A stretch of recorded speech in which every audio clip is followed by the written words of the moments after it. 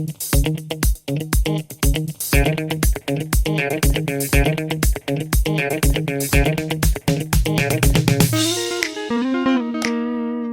guys and welcome back. It's another beautiful day here out in the wild, 10 minutes away from civilization.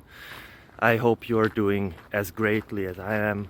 I don't know if that's a grammatically correct sentence. I don't care very much. I hope you don't neither.